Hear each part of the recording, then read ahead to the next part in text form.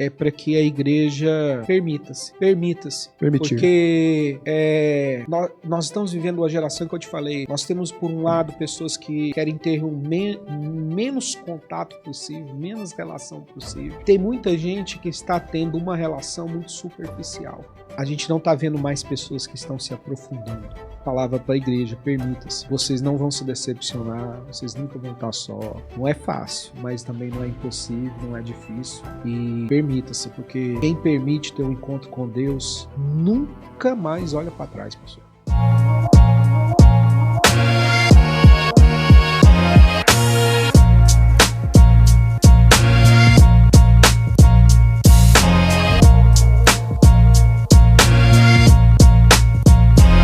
Olá, paz do Senhor, seja bem-vindo mais uma vez à ADA TV, né, estamos aqui para mais um podcast, dessa vez recebendo aqui o pastor André Ribeiro. Seja muito bem-vindo, pastor André. Agradeço aí a oportunidade de ter nos convidado aí, agradeço muito o convite, estamos aí para poder somar nesse podcast aí.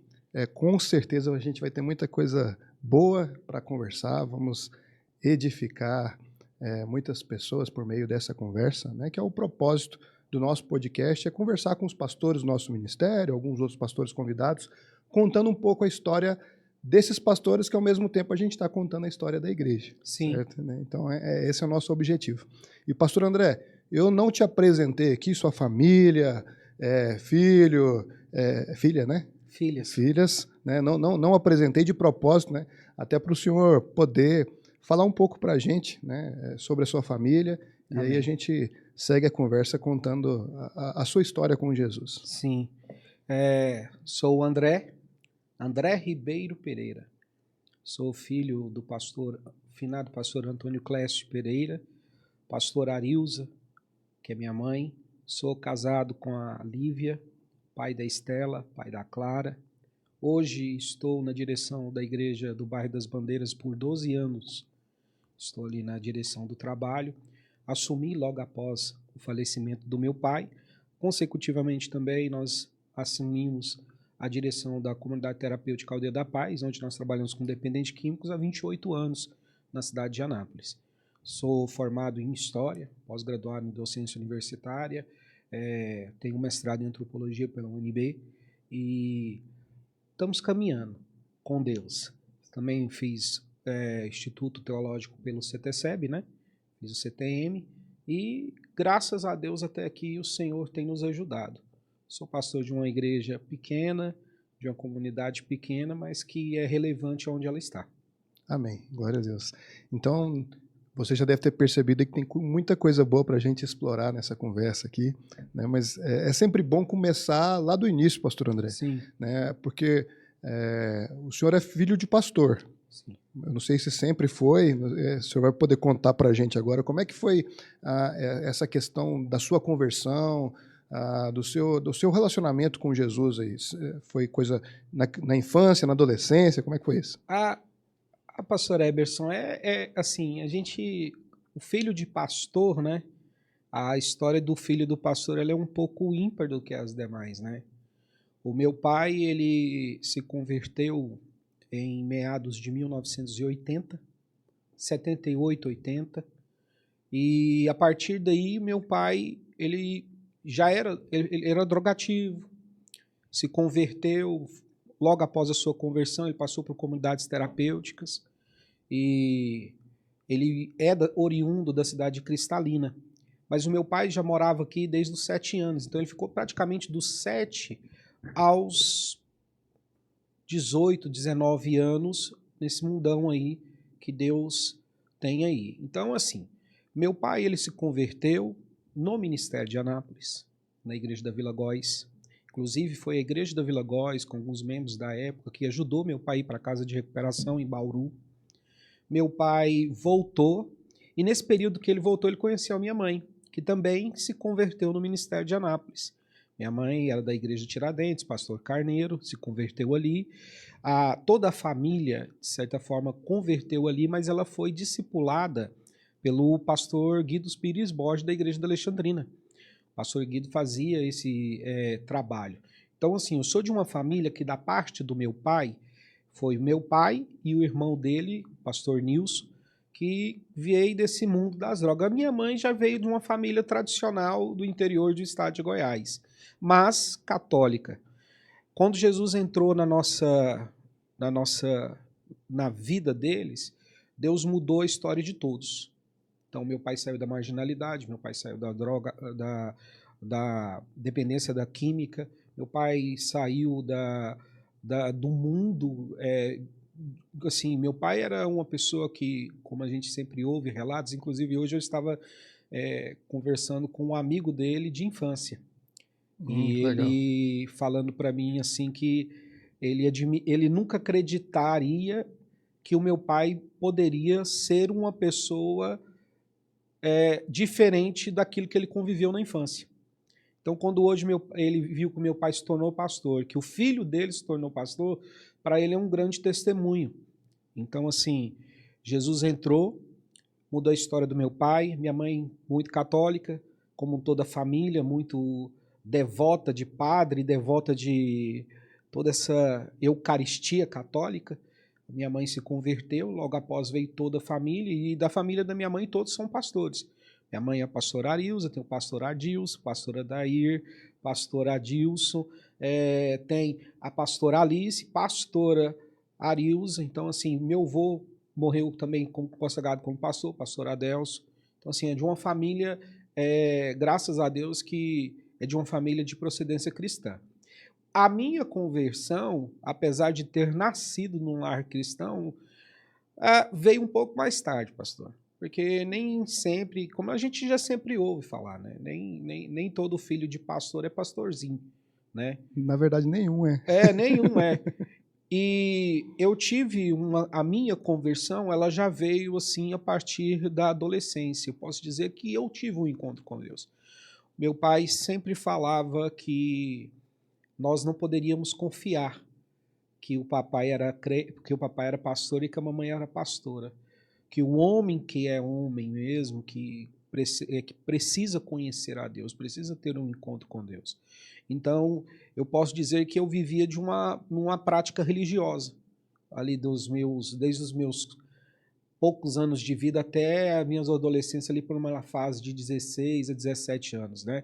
Eu era filho de pastor, então eu estava andando com a caravana dos crentes. Mas dizer assim estava na igreja todo culto. Era músico, ajudava no louvor, ajudava ali, meu pai ia pregar, estava com ele, a gente sempre estava... Aquela questão, né? Sempre acompanhando. E o meu pai sempre falava, tanto para mim quanto para minha irmã, olha, vocês precisam ter um encontro com Deus. E a gente achava que o encontro com Deus era, não, então batizar? Não, vocês precisam ter um encontro com Deus. E desde então, eu posso dizer que por um período da minha adolescência eu estava com um pezinho, amizade de colégio, né, aquela coisa, pezinho na igreja, pezinho no mundo, aquela coisa. Mas um dia pastor Ebs, é engraçado que eu estava pensando sobre isso hoje. Um dia eu questionei, fiz um questionamento, minha conversão veio a partir de um questionamento. Por que o meu pai insistia? Eu não compreendia o amor, a dedicação, o zelo do meu pai para com a igreja. Porque a gente, como eu disse, filho de pastor, ele não olha os bônus. Eles olham o ônus. Só os ônus. Então eu já lembro que uma fase minha dos meus 15 aos 16 anos eu ficava revoltado, porque muitas das vezes eu já peguei meu pai na madrugada, orando por irmãos que eu via... Que dava trabalho. Então eu falava assim, eu não consigo compreender isso. Várias vezes eu falei que meu pai era sadomasoquista, que gostava de sofrer. A minha mãe, sem sentido. Mas eu tô falando, assim, de mim. Eu nunca tive coragem, porque meu pai, ele sempre, na nossa educação, ele sempre pontuava essas duas coisas, temor e tremor, e você precisa ter um encontro com Deus. Então, muitas vezes, o temor e o tremor sempre veio na minha vida e na vida da minha irmã na forma de medo. Então, eu sempre tive medo de questão drogas. Eu sempre tive medo, questão de realmente sair definitivo da igreja. Eu realmente tive um medo. Eu sempre tinha esse medo de uma hora eu sair e Jesus voltar naquele momento e eu ficar. Mas eu, de certa parte, eu fazia o pior. Porque eu tinha medo de sair, mas do jeito que eu estava dentro também não... Então, você achava que era a religião que ia te salvar. Isso, nessa prática.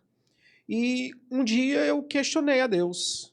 Eu já estava na faculdade, já estava praticamente trabalhando para que a minha vida fosse, andasse paralelo à vida religiosa. Isso era uma coisa que eu tinha, porque eu só via os ônus. E assim, um dia eu falei, Deus, eu preciso entender, porque eu não consigo compreender esse amor que meu pai tem. Meu pai, quando abriu a Aldeia da Paz, em 98, o primeiro interno da Aldeia da Paz foi recuperado dentro da minha casa. Meu Deus. Meu pai levou literalmente um dependente de cocaína e crack para dentro de casa. Então, assim, eu olhava e falava assim, isso para mim é maluquice.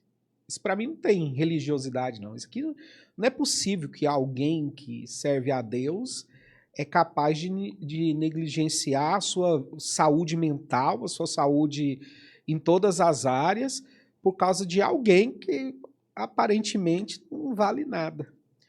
E pastor Eberson, eu lembro que eu estava começando a namorar com minha esposa.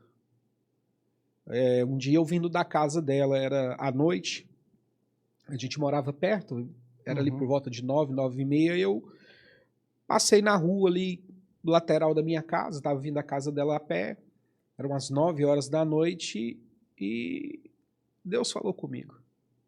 Que legal. Deus literalmente falou comigo.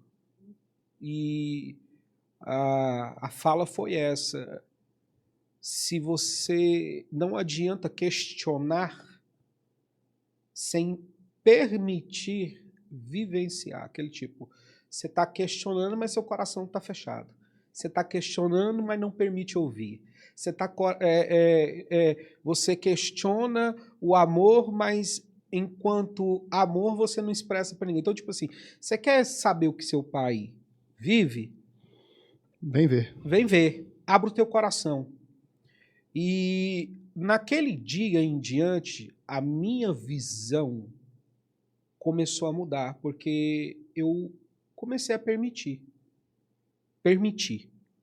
Eu deixei de ver só a dor para ver outras coisas. Eu comecei a permitir enxergar o amor. Eu comecei a permitir entender a graça. Eu comecei a começar de uma forma bem racional. Sabe, pastor, a minha conversão, ela veio, como eu disse, num período de questionamento mesmo.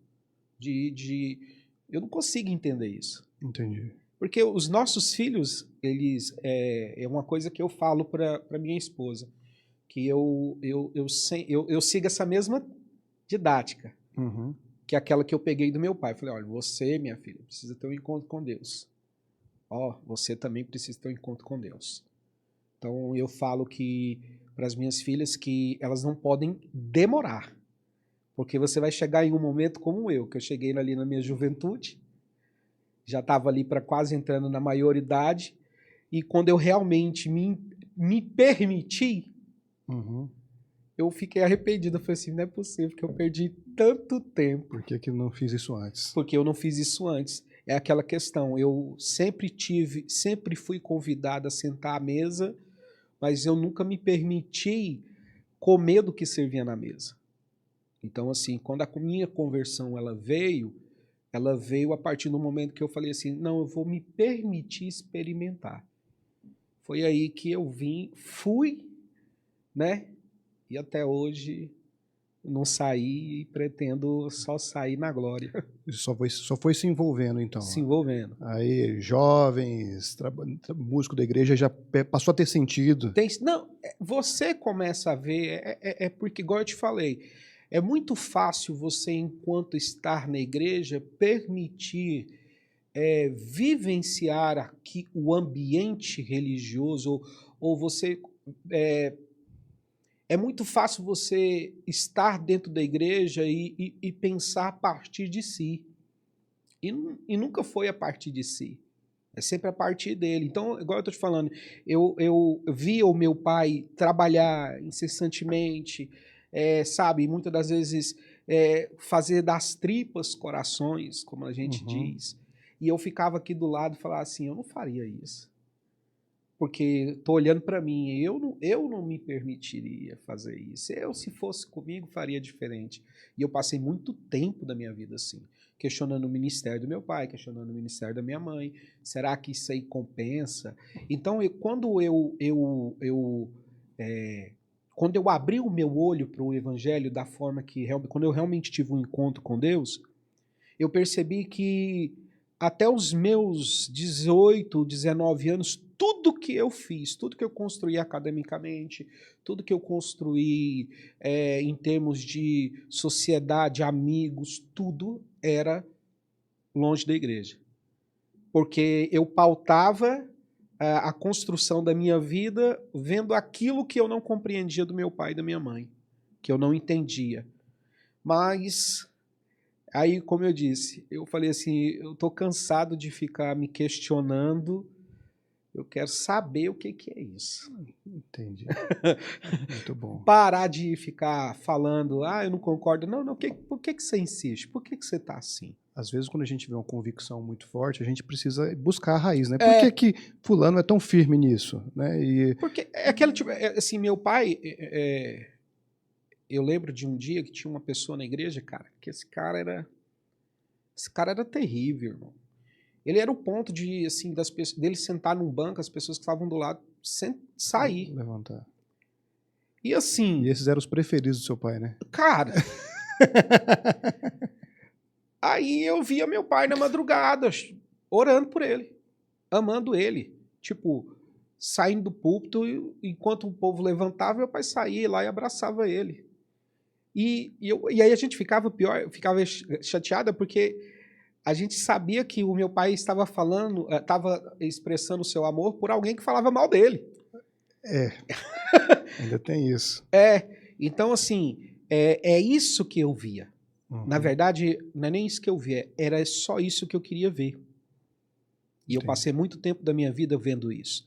Aí a gente questionava, meu Deus... meu pai nunca tira umas férias, porque está sempre envolvido com esse negócio de igreja daqui, igreja de lá. Aí, na época, o meu pai, em meados de 95, meu pai abriu a primeira comunidade terapêutica no estado de Goiás, que foi na cidade de Pirinópolis, Esquadrão Resgate, que hoje ela é gerida por um grande amigo do meu pai, que abriram juntos, pastor Ruiter, que é Esquadrão Resgate, que fica em Planalmira. Ela era em Pirinópolis, inicialmente. Aí o meu pai estava difícil com essa questão de cuidar lá e pastorear aqui. Aí meu pai deixou com o pastor Ruiter e o meu pai voltou. E, assim, a gente ficava assim, não, esse negócio de ficar cuidando de drogado, esse negócio de ficar...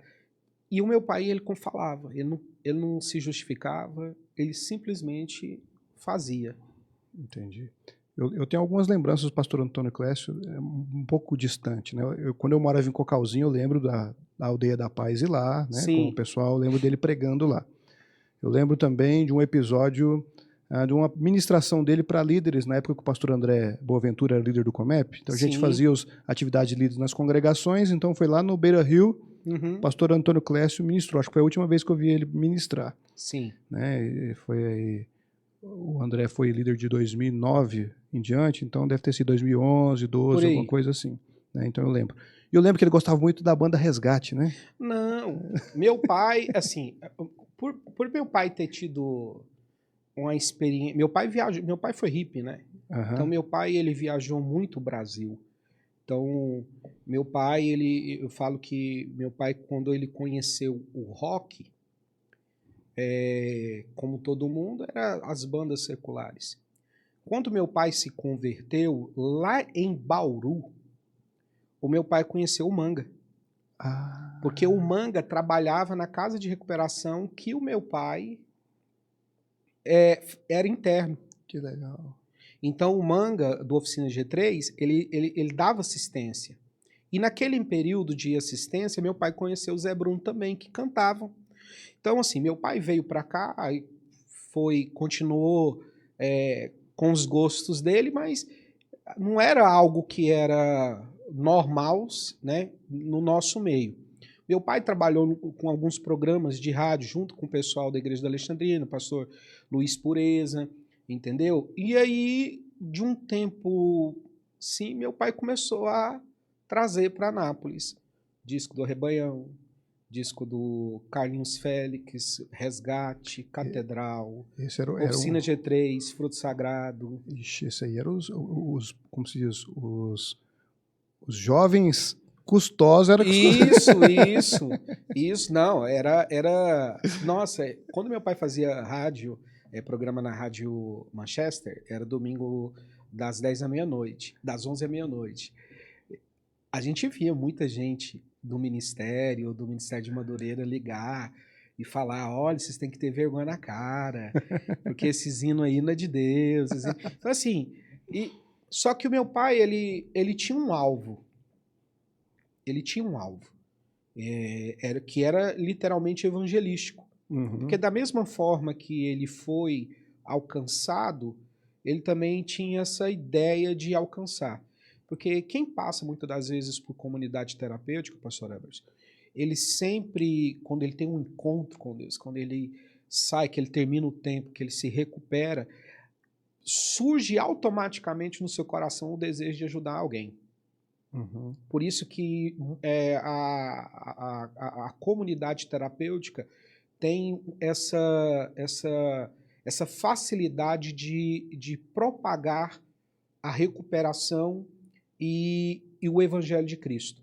Porque chega uma pessoa lá, então, por exemplo, hoje na Aldeia da Paz, inclusive hoje eu internei uma pessoa na Aldeia da Paz que veio para a Aldeia da Paz porque tinha um rapaz que passou na Aldeia da Paz, que mudou de vida, que contou o testemunho da Aldeia da Paz, e esse rapaz que era drogativo falou assim, uai, se ele mudou de vida e está do jeito que está, eu quero ir para lá também.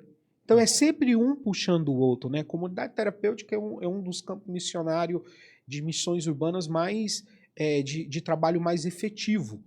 Porque é sempre assim, quando você vê um drogado, um morador de rua, todo perdido, quando você vê ele arrumadinho, gordinho, indo para a igreja, muitas das vezes não precisa nem falar nada.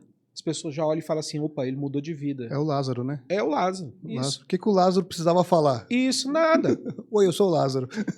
Então, assim, acontece muito na casa de operação isso. Então, quando meu pai veio para Anápolis, ele quis trazer ele trouxe essa ideia. Então, assim, era muito engraçado. Então, você via pessoas, meu pai...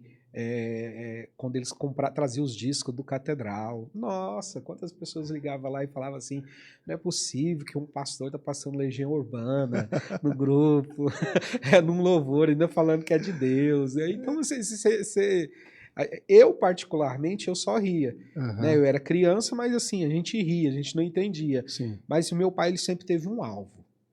Ele sempre teve esse alvo, sempre teve essa pegada. Então, por isso que o meu pai, ele sempre apoiou o movimento cristão de gospel, né? Que era o termo que se usava, que veio, né, ali de 1980 para cá, para o Brasil, o gospel, que veio dos Estados Unidos com os estilos musicais variados. Aí veio o rap, vinha o rock, o heavy metal, aí veio... propagando por muito tempo, né? Uhum. Então, assim, meu pai trouxe isso na época, um pouco, né? Deu uma peneirada, é claro que para tentar ser um pouco mais aceito, e trouxe isso para a cidade de Anápolis. Para muita gente na época, rock não era de Deus, né? Sim, então, sim. Guitarra ainda não era comum ter na igreja, bateria era pouco, né?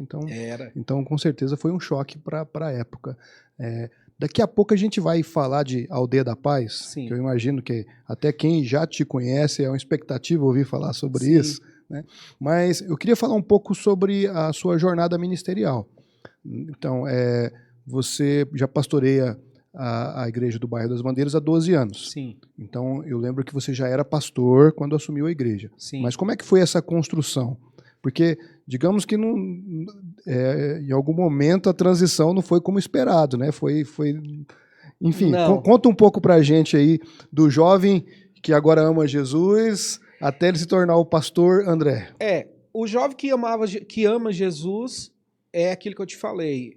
Veio de um processo, né? De um processo de conhecimento. Se permitir.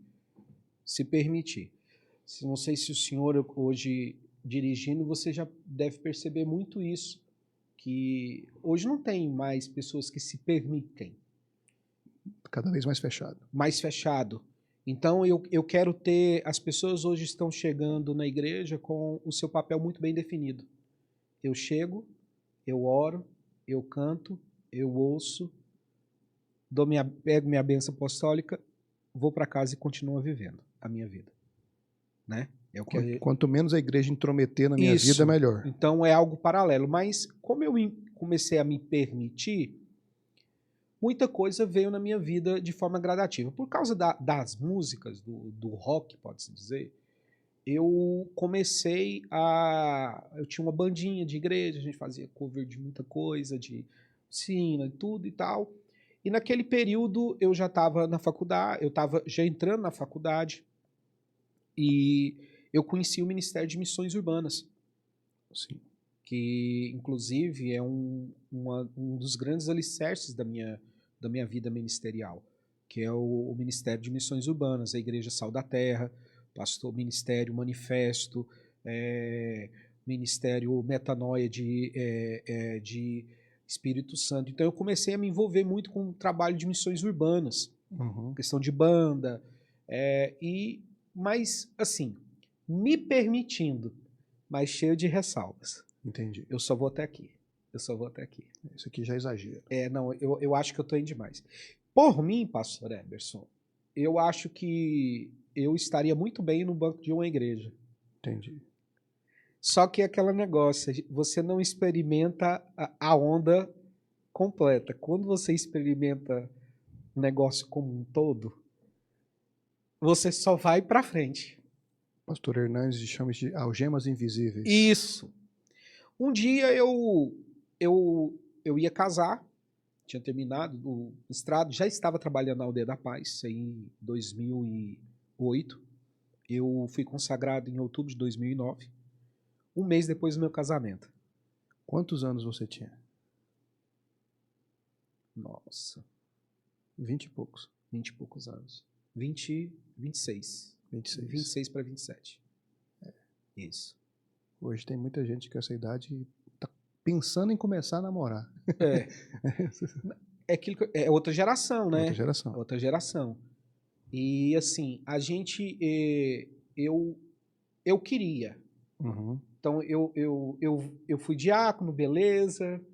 Vamos pensar num presbitério. Eu falei, olha, calma, é demais, é muito compromisso, é muito peso, muita responsabilidade, mas cada vez que eu me permitia, inconscientemente, eu me envolvia. Entendi. Então, deve ter sido aí presbítero com 23... 23 para 24. Isso. E eu continuei. Só que eu, como meu pai estava muito doente, já estava doente, eu sempre estava focado em ajudá-lo.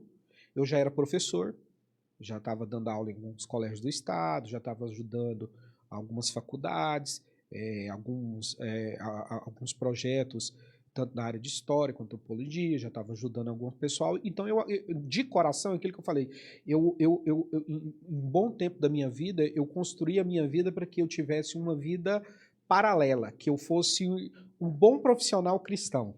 Entendi. Tá entendendo? E quando foi... Eu casei em 2009 e eu tinha orado a Deus. Falei, Deus, o Senhor sabe de todas as minhas ressalvas que eu tenho. Talvez, eu lembro dessa oração que eu falei, eu usei até esse termo, talvez eu tenha mais preconceito do que um conceito pré-estabelecido. Profundo. talvez eu tenha mais uma visão de quem chora do que uma visão do porquê que alguém está chorando por alguém. Entendeu? Então, aquilo que eu te falei, eu questionava o choro do meu pai, mas eu não entendi o porquê que ele estava chorando por alguém. No dia que eu me permiti, no dia que eu tive esse encontro de entender o porquê que ele estava chorando por alguém, em vez de eu chegar a uma conclusão, eu me peguei fazendo o mesmo. Foi uma outra conversão. Foi uma outra conversão. Há quem diga que o ministério pastoral é uma nova conversão. Isso. E aí, foi em 2008, eu tinha terminado a faculdade, estava tudo organizado, mas eu sentia que estava faltando algo, eu não estava 100% completo, satisfeito de um chegar e dizer, eu já tinha os diplomas que eu precisava, poderia começar a minha vida, estava casando com a mulher da minha vida, então assim, estava tudo resolvido, estava ajudando meu pai, estava bem, só que faltava algo, já era algo que eu sentia que estava faltando. Quando você pode dizer assim, ó, tá faltando algo para complementar. E foi a hora que eu orei a Deus e eu falei, olha, eu quero realmente me aprofundar. Só que eu penso assim, assim, assim, eu faço assim, eu ajo assim, eu tenho... quando eu lembro dessa oração minha, eu lembro muito desse tema. Eu falei assim, eu acho que... Aí, porque eu ficava me questionando, falei assim, como um filho de um pastor tem preconceito?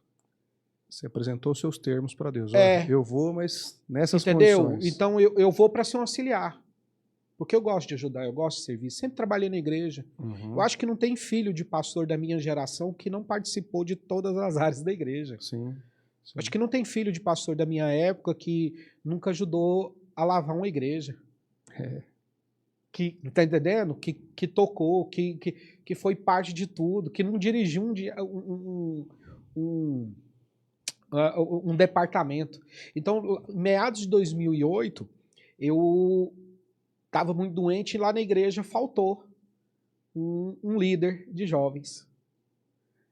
E eu falei para Deus que eu queria perder esse conceito, mas eu queria me aprofundar mais e me encontrar. Aí veio o Ministério de Adolescentes e Jovens.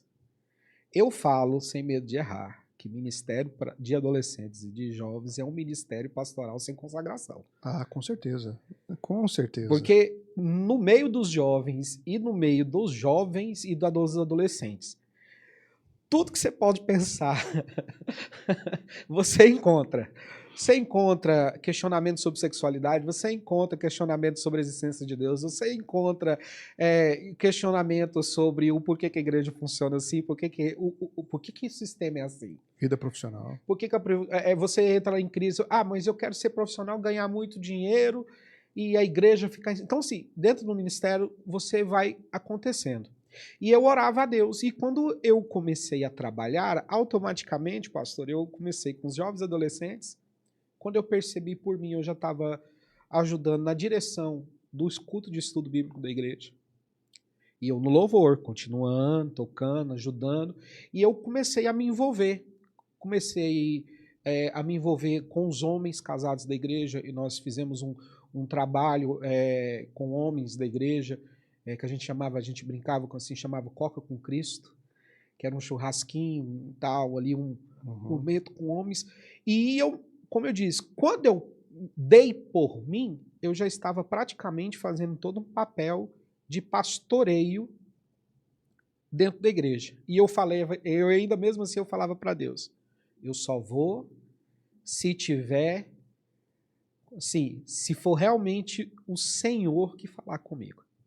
E eu lembro disso, assim, eu já falei várias vezes para o meu pastor, Clarimundo, que ele não tem, já falei isso para ele, falei, pastor, o senhor não tem a dimensão do que as palavras do Senhor foi para mim, de confirmação para mim. Toda vez que eu tenho a oportunidade de falar para o pastor Clarimundo, eu falo, pastor, o senhor não tem noção o tanto que a palavra do Senhor para a minha vida foi uma confirmação.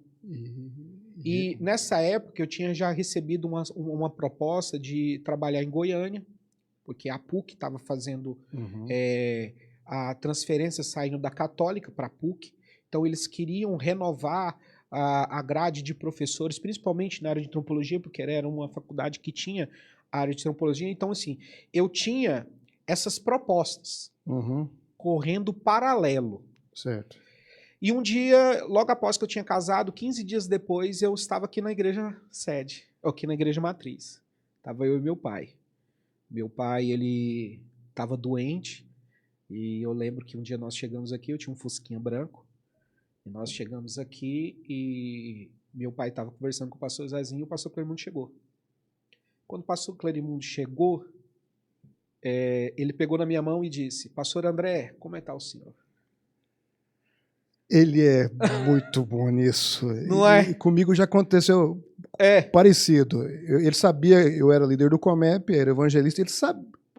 A memória do pastor Clarimundo ali eu falo para Deus que a memória do meu pastor é uma coisa, tanto dele quanto do pastor Sebastião, é uma memória que constrange. Então, ele sabia que eu era evangelista e ficava me chamando de pastor. Ó, vou chamar agora o pastor Eberson. Ó, pastor Eberson. Eu falei, não, ele está fazendo de propósito. Era quase assim. Pastor Israel, você está vendo, né? E aí, e nessa época, como meu pai já estava um pouco enfermo, o meu pai também, ele queria que, ele começou a falar assim, olha, eu acho que eu não, eu sei que isso vai ser algo que vai acontecer na vida do André. O pastoreio vai vir para a vida dele, mas, como eu disse, né? Aí nessa hora a mãe já olha, ela mesma olha para os ombros, para os calos, para as feridas. O pai também olha e fala assim, bom seria que fosse de outro jeito. Só que, como eu disse, era algo que eu estava orando a Deus, de confirmação. E quando o pastor Clarimundo, naquele dia que pegou na minha mão e olhou dentro do meu olho e falou assim, pastor André, como é que está você? eu respondi assim, pastor, eu estou muito bem, mas eu sou presbítero ainda. E eu lembro dessa palavra que ele falou rindo assim, se o teu pai não te consagrar, eu te consagro. Porque eu reconheço o ministério para você. Nossa. É muito forte. Foi. Porque eu sempre tive essa relação com Deus. Nesse ponto, eu sou muito literal e literário. Entra pro teu quarto, fecha a tua porta, o Deus está lá te esperando e ele vê. E eu sempre levei, desde da minha real conversão, eu sempre levei isso a sério. Eu sempre ouvi boca de profeta, eu sempre prestei atenção nas palavras. Deus sempre falou comigo em meio louvor, sempre falou comigo em meio a hinos da harpa. Eu falo para o pessoal da minha igreja que o meu batismo com o Espírito Santo veio em meio a um louvor do hino da harpa. Eles são os mais lindos, né? E inclusive o pastor que é hoje o meu copastor, ele inclusive estava cantando no dia, Espírito, alma e corpo, oferta a ti, Jesus. Aquele dia eu fui batizado. Então, a minha relação para com Deus, e eu sei que isso é a relação de praticamente 90% das pessoas de dentro da igreja, é uma relação muito próxima. Ó, Senhor, não é que eu sou Tomé, não, mas eu só acredito se vier do Senhor. Eu só acredito se for algo sobrenatural. Nós da Assembleia de Deus temos muito disso. De acreditar realmente nos mistérios da revelação de Deus. Então, quando o pastor Clarimundo falou para mim aquilo, o meu pai até ele olhou assim e falou assim, se o meu pastor falou, eu não questiono. Eu assino embaixo. Mas aí é com você. Aí eu lembro que isso foi uma conversa muito séria, que nós saímos daqui e nós fomos para a Aldeia da Paz. Então, no caminho da Aldeia da Paz, meu pai falou, olha, por mim, eu teria outros planos para você, mas eu não sou Deus. Meu pai gostava muito de falar assim, eu não sou homem para entrar no caminho das decisões de Deus. Eu não sou homem suficiente para isso. Muito profundo isso. Então, tipo assim, se Deus... eu falei. Opa! Eu não sou homem para entrar no caminho das decisões de Deus. Meu pai falava isso. E eu tomei isso para mim. Então, no dia que ele falava isso para mim, eu falava assim, eu vou ser da mesma forma. Eu não vou entrar em nenhum momento no caminho das decisões de Deus para a minha vida. Mas eu quero uma confirmação. E veio essa confirmação. E 45 dias depois eu fui consagrado a pastor pelo ministério. Isso em 2009. Desde então eu comecei a trabalhar, sempre no auxílio do meu pai, até 2014. Já tinha outros pastores lá na igreja? Tinha. Então... A igreja do Bar das Bandeiras sempre, meu pai sempre, como eu disse, meu pai sempre teve essa meta de fazer, de levantar alguém, novos discípulos. Era um discipulador, né? Nato. Meu pai era, cara. Discipulador. Embora eu falo que, sim, agora eu falo como um filho mesmo. Embora eu digo para você que eu demorei, eu acho que eu levei 30 anos para entender a didática de discipulado dele. Porque o pastor Antônio Clécio, ele era um homem sem eira e sem beira. Então ele não media palavras, ele não várias vezes eu via ele, como a gente gostava, ele cortava mesmo a linha da pipa mesmo. Ele vinha e... Então ele te deixava no vácuo. Então, muitas das vezes ele vinha com palavras que você olhava e falava assim, meu Deus, não é possível que... Vai devagar aí. Entendeu? Meu pai, ele falava coisas assim para mim, ixi, pastor Eberson, muitas das vezes eu olhava e falava assim, gente, por que eu tô passando por isso? Por que eu tô ouvindo isso? E mal sabia eu que ele estava realmente me preparando. Então, logo quando veio, eu fiquei de 2009 até 2014 como auxiliar.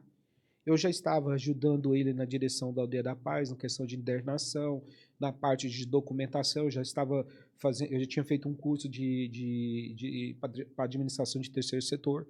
Então, assim, a gente já tem trabalho com essa área. Então, eu já estava trabalhando no terceiro setor, cuidando de documentação, cuidando de parte de documental e institucional, estatuto, todas as partes de constituição mesmo, civil da Aldeia da Paz, eu vinha trabalhando.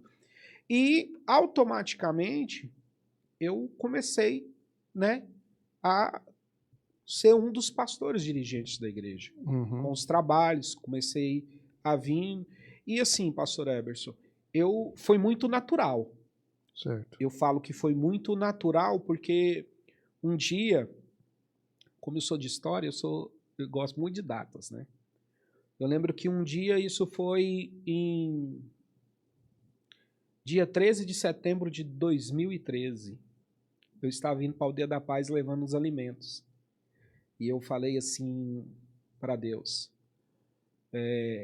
Senhor, eu acho que eu estou pronto para dirigir uma igreja. E a gente sabe o que aconteceu depois.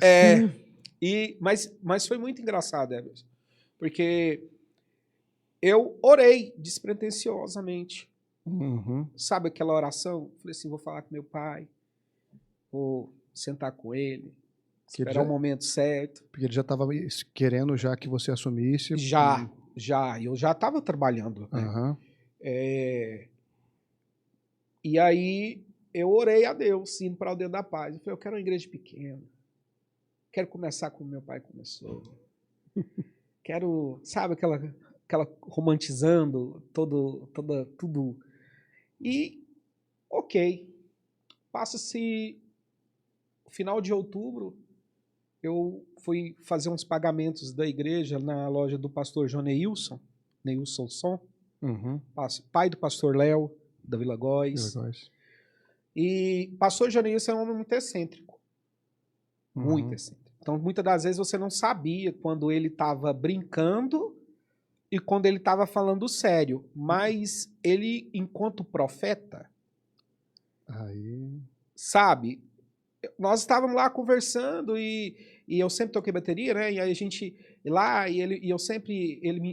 quando eu era criança ele me deu um par de baqueta. Eu tinha esse par de baqueta até pouco tempo atrás. Eu ainda tinha esse par de baqueta, entendeu? Eu tocava, usava ele e tal, mas era um presente meu. E toda vez que ele me olhava, eu falava, cadê o par de baqueta? E a gente começou a conversar, falando da igreja e tudo. E na hora ele deu um breque assim. Veio a luz. Ele olhou e falou assim, ó, o que é teu, o que é para você, não é nem o que é teu, o que é para você, eu estou organizando. Assim, pastor Eberson, eu peguei no ar, porque eu lembrei da oração. Não. O que é seu, eu estou organizando. Vai vir do meu jeito. E ele parou e continuou a conversar. E assim... Volta lá, moço. Eu falei... eu pensei assim, meu Deus, mas como que isso vai assim? Parece que deu um... Sabe? Parece que deu uma pause na Matrix, sabe? Deu um tela azul. Ele falou, depois o computador reiniciou sozinho. E ele perdeu a informação. Só que eu fiquei assim, né? E aí, posteriormente, dia 26 de abril de 2014, meu pai faleceu dia 25, dia 26, nós fizemos o enterro do meu pai e o meu pastor, na hora que nós estávamos saindo em cortejo no fúnebre pro cemitério, eu naquela, sabe, eu ainda estava com sangue, que foi toda uma situação muito traumática para a família, foi aquela coisa, meu pai, aquela, sabe, você meio sem desnorteado, e eu lembro que o pastor Clarimundo, o pastor Sebastião falou algo para mim o seguinte, falou assim, pastor André, essa igreja perdeu o pastor dirigente, mas não perdeu um pastor. Você é pastor. E o pastor auxilia a obra quando falta um pastor.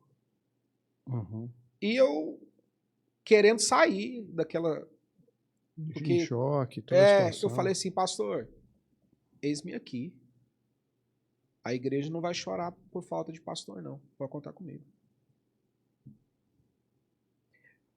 E assim foi. Aí foi do dia 26 ao dia 12 de abril. Ou 12 de maio. 12 de maio. 12 de maio de 2014. Eu assumi a igreja com pastoreio. Deus trabalhou tudo, sabe, pastor? Porque, de certa forma, o começo do meu trabalho em algumas áreas da igreja não era para cobrir a falta de alguém, era Deus realmente preparando o campo para que eu me tornasse pastor. Porque quando eu assumi o pastoreio, houve uma aclamação da igreja. Isso é maravilhoso. A igreja já tinha falado assim, pastor... Muitos pastores, né, muitos irmãos hoje, pastores que dormem no Senhor, que congregou conosco lá, falou, pastor, deixa o menino já é pastor, o menino já é nosso pastor. Entendeu? Então, assim... Então não foi nada imposto, né? Foi algo natural. Mas era aquela questão, né, pastor Everson? Eu, na minha convicção, pelo que eu sei, nesta época, eu acho que eu era o pastor mais novo no Ministério de Anápolis, assumi uma congregação. Eu acho que é mesmo. Eu fui o pastor mais novo, ainda mais sendo um pastor, como se diz, a aposta. Era muito complicado ao meu ministério, porque é o seguinte, a chance de dar errado, por causa da falta de experiência, mesmo que eu já esteja trabalhando, era grande. Mas assim, passei uns 2, 3 dias calado. A gente descobre uns controles que a gente não sabia que existiam, né? Eu lembro muito daquele filme do Divertidamente. Sim. Que a menina, quando chega na adolescência, muda a mesa, né? Sim. Eu falei, eu acho que o ministério pastoral é mais ou menos isso. A gente é pastor, mas na hora que você assume a igreja, você descobre que tem uma parte que você nunca foi lá. Meu Deus. Pastor Eberson, eu se eu tivesse oportunidade, eu faria tudo de novo. Só que se eu pudesse a oportunidade de recomeçar, eu queria ter aproveitado mais a minha adolescência em Cristo. Porque o adolescente, ele convertido, ele não sabe o tamanho da força que ele tem no mundo espiritual. Então, tipo assim, você não, eu tenho uma filha que está entrando na adolescência, 13 anos. Eu não sei como que elas conseguem de uma hora para outra de 1 virar 3, de 3 virar 5. Ele só anda em bando, né? Só anda em bando. Então, assim, ele tá aqui no meio de você, então ele vem aqui na igreja, num outro 2, 3 dias, ele aparece com 5, 6, e você não sabe de onde esse surgiu.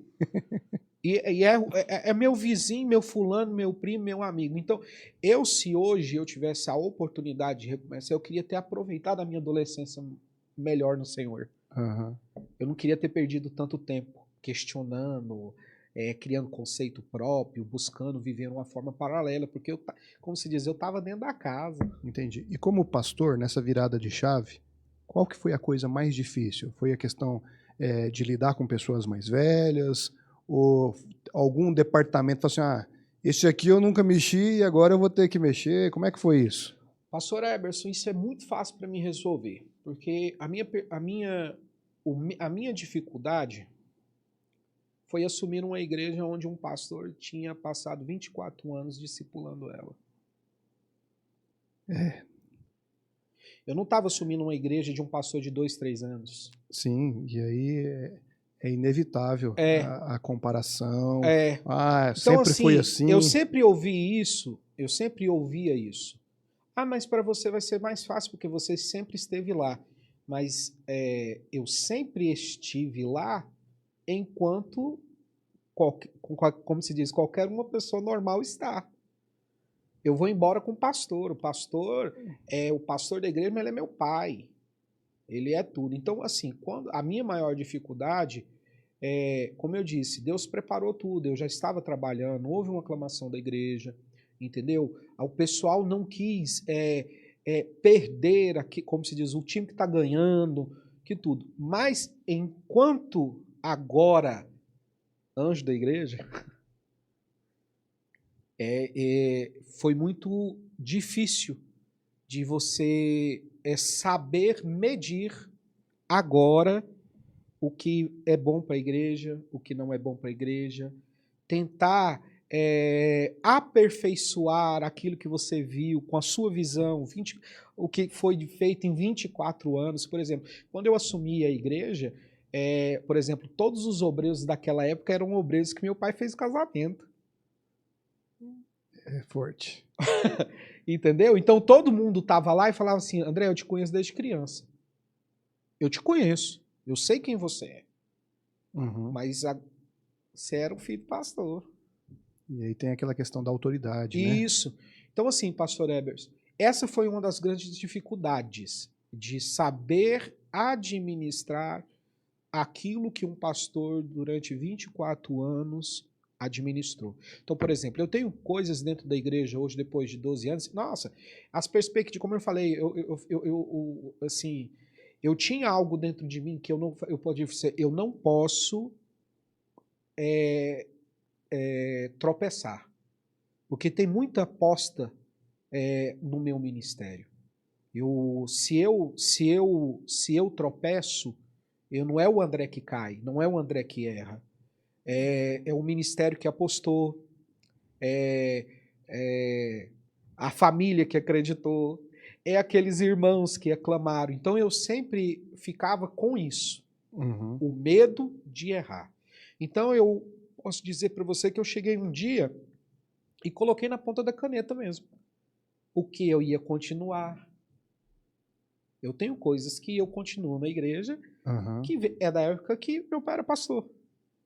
Por que você nunca mudou? Não é que eu nunca mudei. A gente aperfeiçoa. Atualizou. Hoje ninguém vende CD. Por quê? Porque não é? Nós não estamos mais nessa época. Então, por exemplo, como um bom filho de pastor, eu já trabalhei no retroprojetor da igreja. E quantas vezes que a gente tinha que apagar com álcool aquela folha porque escreveu errado? Exatamente. Entendeu? Hoje já é um outro sistema. Não, hoje é um outro sistema. Tudo é um outro sistema. Por exemplo, a igreja, no seu meio de comunicação, naquela época era rádio. Hoje nós estamos falando aqui de um podcast. Mas, assim, então eu pensei, o que está dando certo, nós vamos chegar no comum acordo. Eu não sou pastor sozinho. Eu sou pastor de uma igreja. Então, eu vou sentar com o mais velho. Eu vou ouvir o mais velho. O que a gente poderia fazer para mudar? O que a gente poderia fazer que não deu tempo do meu pai fazer? Entendeu? O que a gente pode mudar na roupagem? irmão, eu tenho uma visão assim, por causa, como eu disse, de toda a bagagem educacional do mundo que a gente veio, da visão que eu já tive em escolas de missões urbanas. Então, a gente sempre chegava com aquele gás, mas, opa, peraí, eu estou cuidando de alma. A gente não brinca com alma. Uhum. Então, assim, o pastor é sempre mais pesado porque uma alma vale mais do que o mundo inteiro. Então, assim, pastor, eu fiquei pelo menos uns 2, 3 anos mantendo, a vias de regra, tudo o que vinha acontecendo. A partir daí, com essa mudança que o mundo foi tendo, a gente sempre foi atualizando algumas coisas. A forma de ministrar, a forma de expor a Bíblia, os temas contemporâneos, a gente sempre foi usando de uma forma. E assim, as perspectivas para minha vida eram de 6 meses. Entendi. Nos melhores, nas melhores... 6 meses. 6 meses. Mas, como eu disse, são 12 anos. Já foram 24 vezes aí a perspectiva. Foi. Porque a gente foi com calma. Agora o corpo de obreiro seu já tem uma boa parcela de pessoas que você celebrou o casamento. É o que eu vivenciei na Confiego esse ano. Que para mim foi assim um momento marcante no meu ministério. Eu acho que eu conversei com o senhor na consagração com o pastor Tiago Bandeira sobre isso.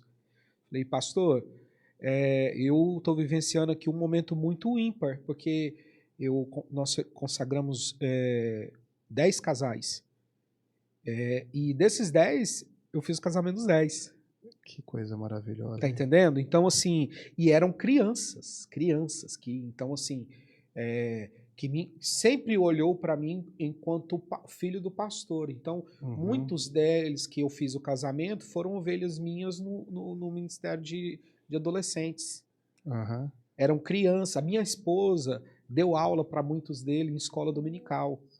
Então, assim, não foi só uma consagração, foi um acompanhamento mesmo, ali individual, com a história de muitos ali. Então, assim, para mim hoje, depois de já agora com 12 anos de pastoreio, eu sempre me preocupei com isso, pastor. Sua filha então tinha acabado de nascer?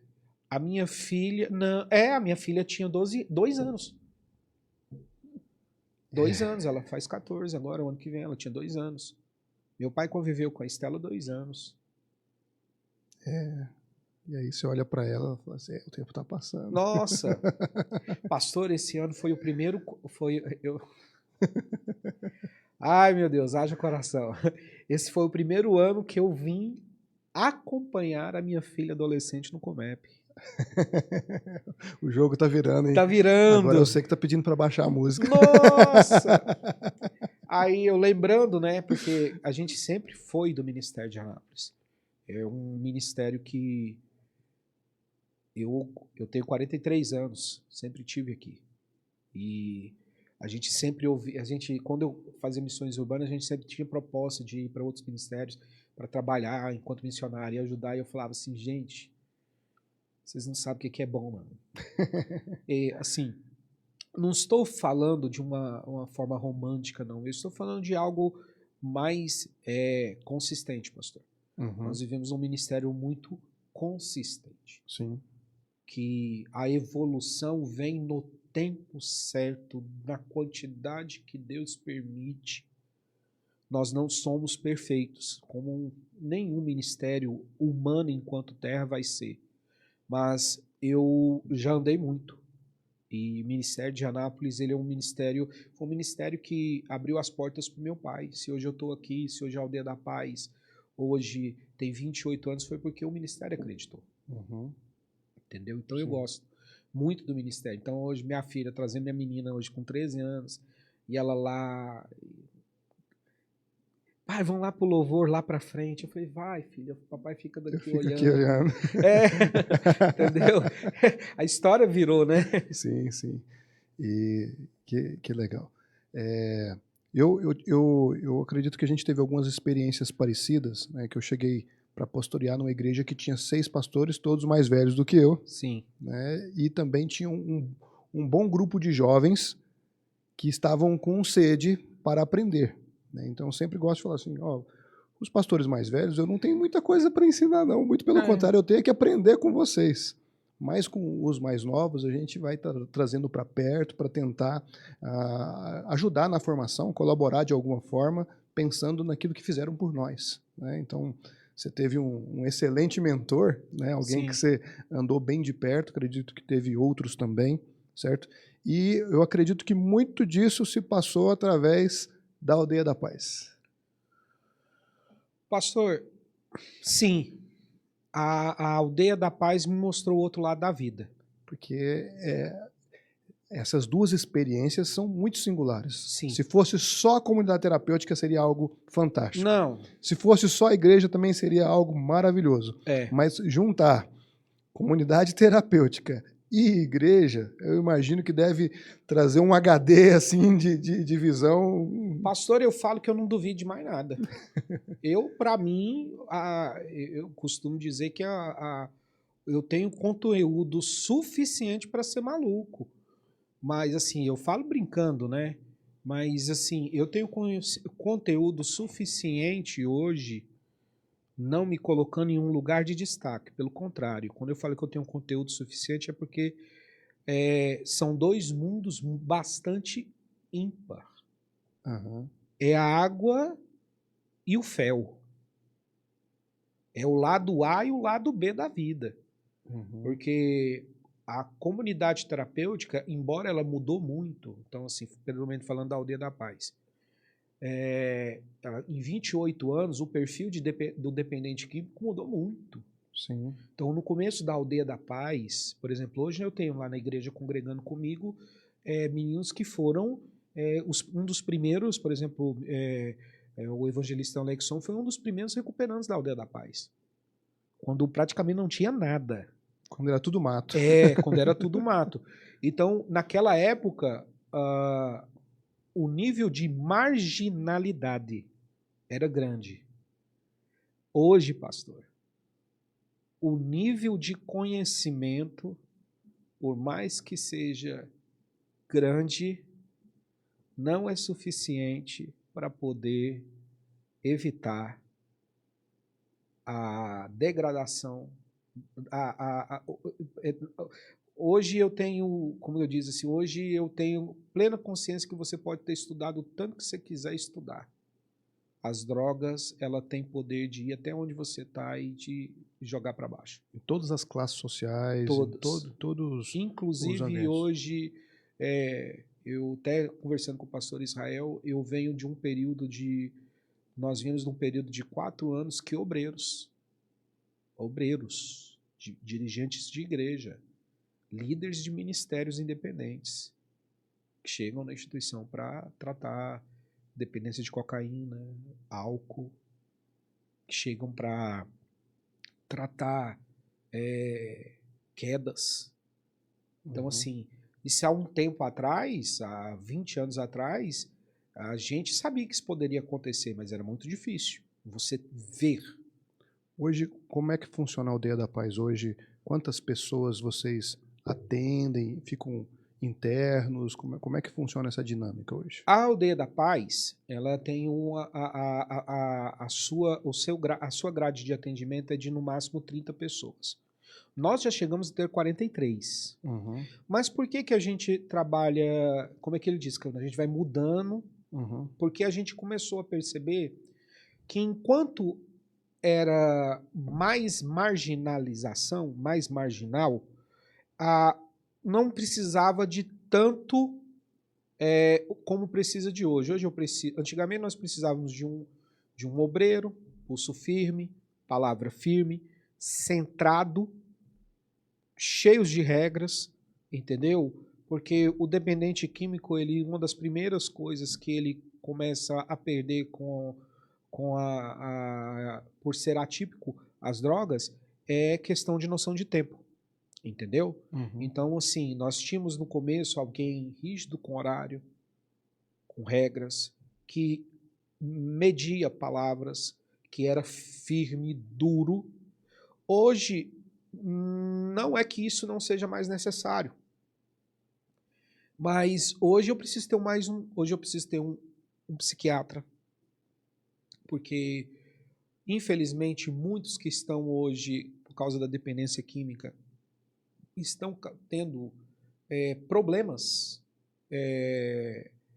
psicossociais, transtornos. Hoje eu preciso ter um psicólogo. Hoje a minha fala tem que ser um pouco mais culta. O meu conhecimento não pode ser mais marginal. Por quê? Porque o perfil deixou de ser o marginal e passou a ser mais no centro. E quem é que está no centro?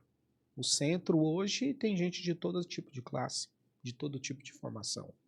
Hoje o centro tem... Nós já tivemos filhos de embaixador. Nós já tivemos pessoas bilíngues, já tivemos advogado, nós já tivemos engenheiro, nós já tivemos chefe de cozinha internacional. Entendi. Então a gente já teve pessoas, gerente de banco.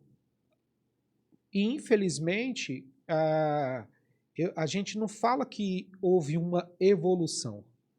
A gente fala que aquela maçãzinha podre que ficava lá nas periferias, hoje, infelizmente, ela está no centro também. Ela contaminou toda a caixa. Ela está em todo lugar.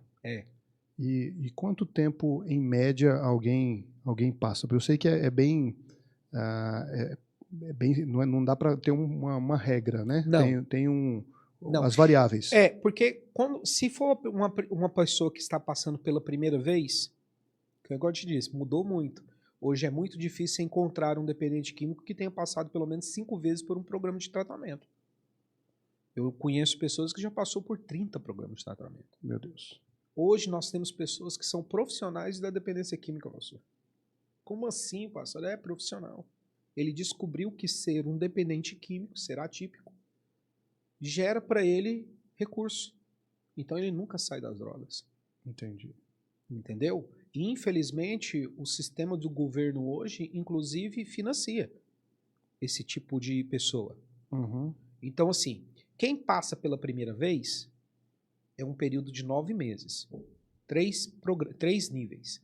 Primeiro, desintoxicação. Segundo, ressocialização. E o terceiro, que é o trabalho de voltar, que é aquela coisa que você vai começar a se ressocializar educacionalmente e na última fase dos últimos 3 meses de tratamento, você vai começar a fase de ressocialização voltando para o ambiente onde você está. Então você vai aprender como se volta, você vai aprender como você vai aprender como se comportar, já que agora você não é mais um dependente. Você não é mais refém. Como eu disse que não tem hoje, é muito difícil você pegar alguém drogado que já não tenha passado por algum tipo de programa. Então nós temos um programa de acolhimento de 6 meses, que é o fortalecimento. O programa de fortalecimento. Ele dura 6 meses, que aí você vai realmente voltar a alguns princípios iniciais da recuperação e procurar, né, junto ao psicólogo, junto ao acompanhamento com os pastores do ministério, da Aldeia da Paz, procurar entender onde foi que houve as quedas e tentar solucionar esses problemas que te fez cair, retroceder. Então, assim, tem 2 tipos, que é o de 9 meses para a primeira internação e de 6 meses para quem já passou por alguns outros programas e que terminou. Né? Entendi. Hoje é uma fila de espera? Como é que funciona? Não existe uma fila de espera, né? Até mesmo porque programas de tratamento existem em todos os lugares.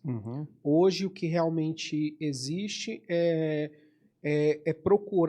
entender se o programa de tratamento, se você vai encontrar uma pessoa que se adequa a ele. Entendi. Porque, como eu disse, nem todos os problemas de dependência química, hoje em dia, por exemplo, pastor, hoje tem gente que chega na Aldeia da Paz que ele tem tanto problemas psicológicos que a dependência química se tornou uma fração muito mínima no seu problema. Entendi. Entendeu? Então, por exemplo, tem gente que chega lá que a gente tem que tratar ele da medicação que ele vem passando. O tratamento, a dependência química, ele teve uma baixa qualidade quando começou a surgir clínicas. Porque essas clínicas começaram a tratar esses dependentes químicos com medicação. Então a pessoa fica lá o dia inteiro, à base de remédio. Então ele vai ficar 30 dias, 60 dias, 90 dias sem usar droga. E o corpo, a criação de Deus, ela é perfeita. Com 90 dias você já não tem, se você não usar nenhum tipo de substância, com 90 dias você não tem mais nada no seu corpo. Para você fazer, para diagnosticar alguma coisa, tem exames muito laboratoriais, muito para tentar achar alguma coisa. Com 90 dias você não tem mais nada. Então essa pessoa passa aquele período, fica lá tomando medicamento, vai engordar, não vai usar mais droga, não vai ter mais aquele contato comum, não vai deixar de comer por causa da droga, então ele vai engordar, vai ficar bom, vai tomar um medicamento e a pessoa libera ele. Então, por exemplo, com uma quantidade muito grande, na hora que a pessoa está sã, sem o medicamento, a primeira coisa que ela faz é voltar para as drogas. Entendi. Então, assim, pastor, é normal a gente ver na Aldeia da Paz, assim, o pastor Marcelo, sempre lá recebendo na hora da triagem, ficar assustado. Pessoas que não têm roupa, por exemplo, mas tem uma caixa de sapato de medicamento. Curioso. E ele fala, olha, eu não posso ficar sem esse, não posso ficar sem esse, não posso ficar sem esse. E a gente pergunta, rapaz, você tomando esse tanto de remédio, você ainda usa droga? Porque isso aqui já é suficiente para fazer mas ele continua usando droga porque nunca houve um tratamento de verdade. Isso. Entendi. Então, depois a gente vai deixar aqui na descrição do vídeo, né, as informações da Aldeia da Paz, telefone, site, o que for necessário, caso você que nos ouve aí tenha interesse de conhecer mais a Aldeia da Paz. E eu imagino que, ao longo desse tempo, né, muitos foram os testemunhos. Né? Sim. Você pode compartilhar algum com a gente, assim, se quiser omitir nomes, ou eu sei que... Não, eu creio que será interessante para o podcast futuramente trazer aqui o pastor Marcelo. Pastor Marcelo hoje. Pastor Marcelo, que hoje é dirigente da igreja de São Vicente. O pastor Marcelo chegou conosco na Aldeia da Paz em 2008. 2008. Ainda ele pegou o período do meu pai ainda. E o pastor Marcelo teve um encontro com Deus. Meu pai sempre pautou isso, né? É necessário que o homem tenha um encontro com Deus. Porque quem tem encontro com Deus não sofre, pastor. E aí o processo lá, ele anda junto, a questão espiritual e a questão médica. Se for necessário, nós temos assistência de psicólogos, psiquiatras, para um atendimento nessa área. Mas, como uma boa comunidade terapêutica, todo o seu trabalho, todo o seu desenvolvimento é pautado bíblico. Então, hoje, por exemplo, na Aldeia da Paz, são 5 reuniões diárias, reuniões de passo, os 12 passos, tratamento psicólogo. O nosso psicólogo, o pastor Ronan, trabalha conosco há mais de 12 anos, pastor também. Então, assim, primeiro, Jesus. Segundo, Jesus. Terceiro, Jesus. E depois a gente começa a trabalhar. Porque é Ele que liberta, pastor. Eu não estou aqui, se não fosse Jesus, eu não estaria aqui. Porque foi Jesus que mudou a história do meu pai. As perspectivas eram de que não chegava aos 22. As perspectivas eram de que as drogas, meu pai teve overdose indo para o tratamento. Então, assim, tudo colaborava para que não houvesse 28 anos de Aldeia da Paz, que não existisse 12 anos de pastor André, que não existisse pastor Arilza, que não existisse pastora Lívia, que não existisse pastor Marcelo, que não existisse pastor Mauro.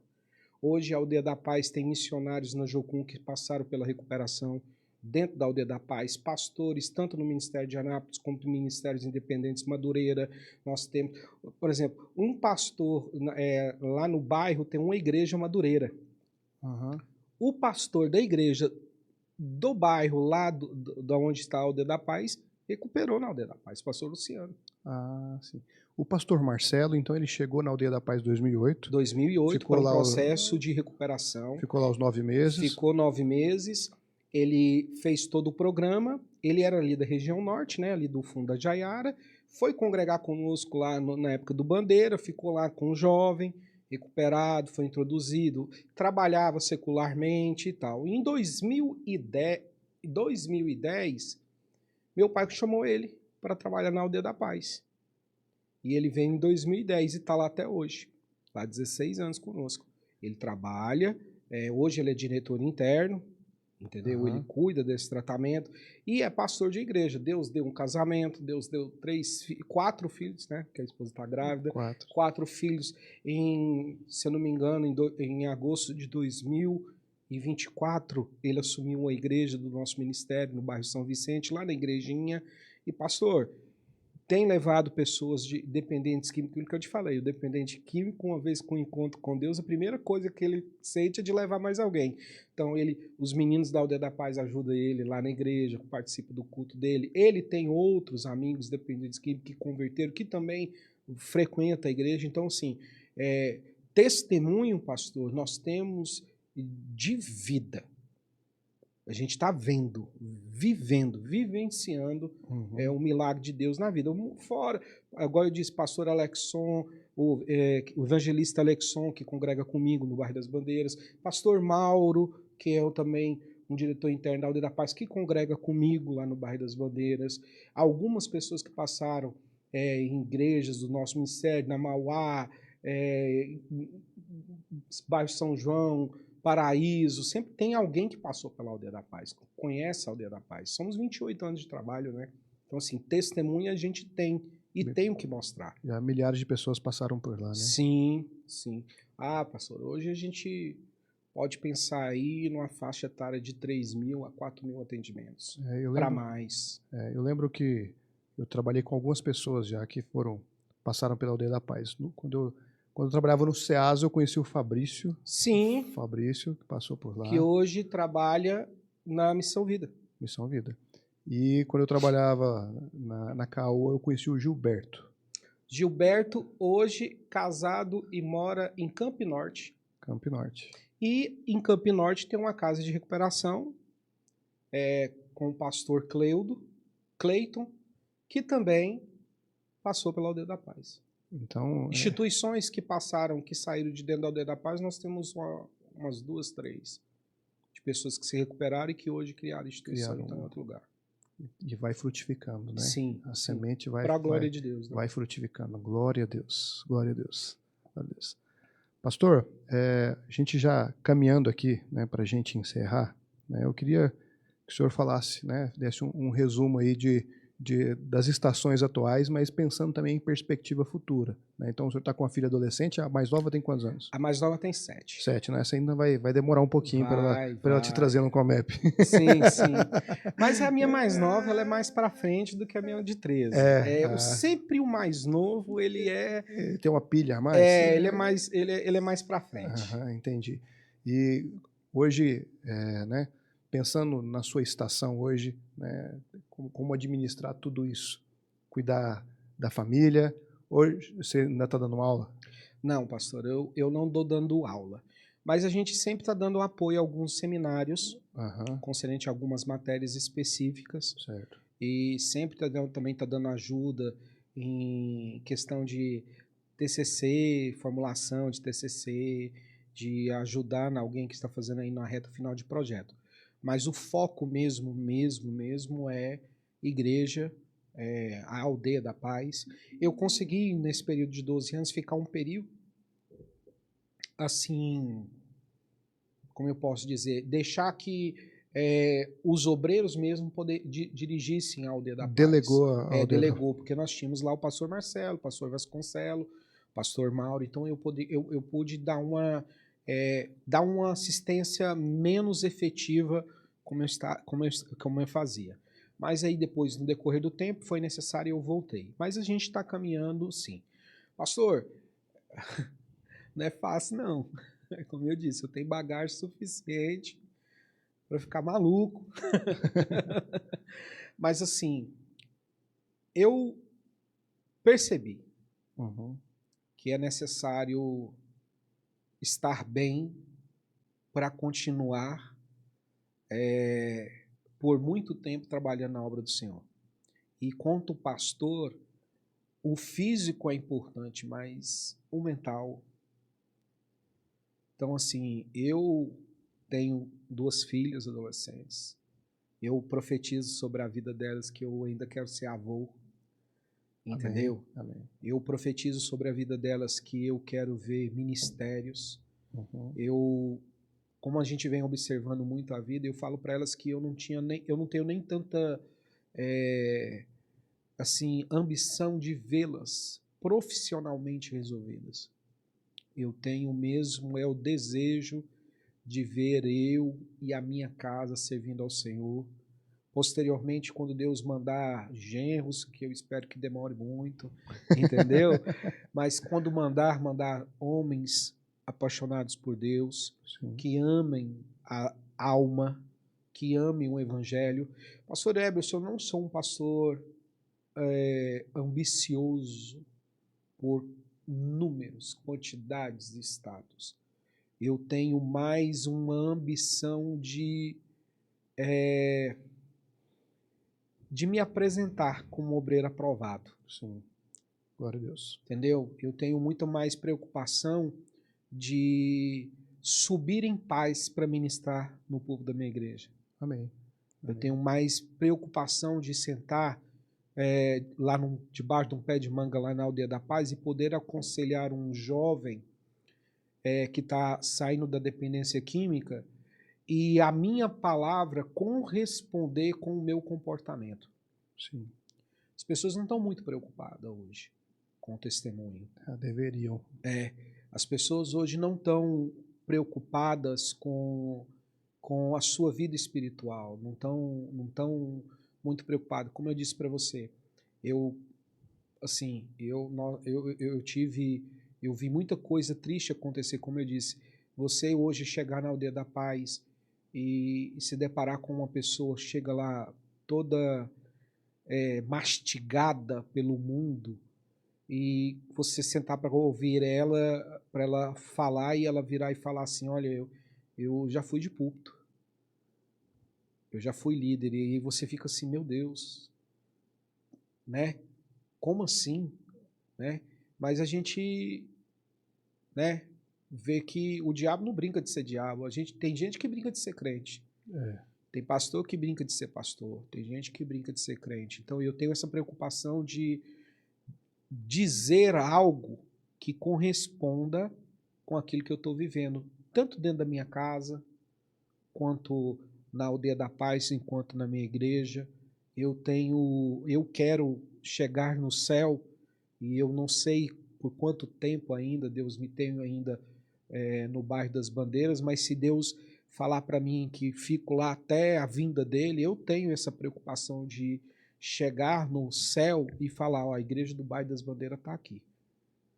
Teve alguém que se perdeu pelo caminho, mas voltou para a caravana e está todo mundo caminhando em Sião. Tá, pastor André, sua família.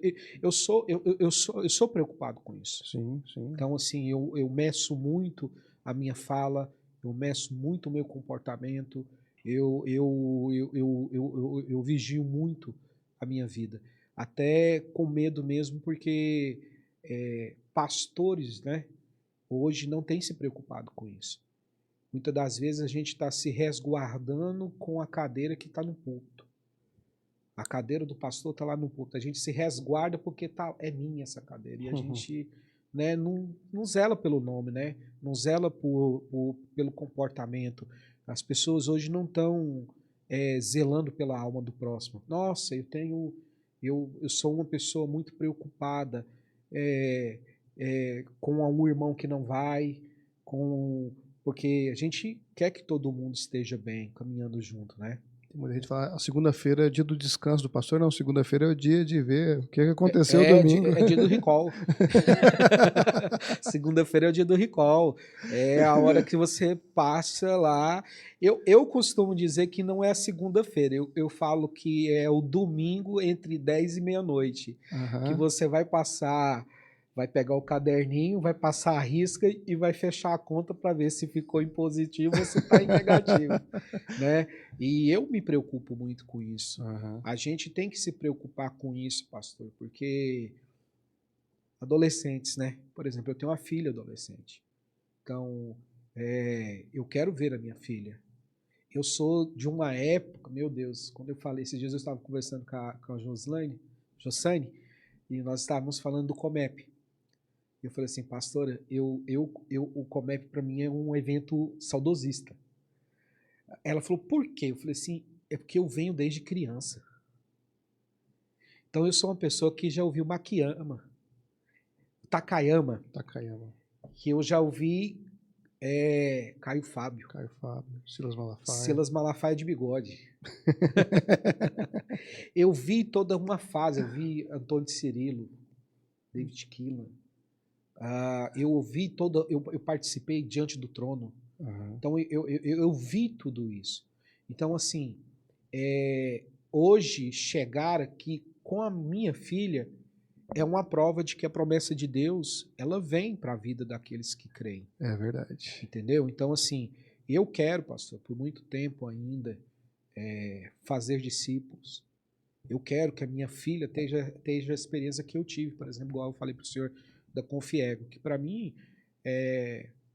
foi algo simples, pastor, mas é simples, você passou a consagrar alguém, é algo simples, é algo do seu cotidiano, mas eu estava consagrando quem eu casei, quem eu vi enquanto criança na igreja, e a gente, no último ano, nesse ano de 2026, nós da Igreja do Bairro das Bandeiras, nós temos trabalhado um tema anual, todo ano a gente trabalha um tema anual.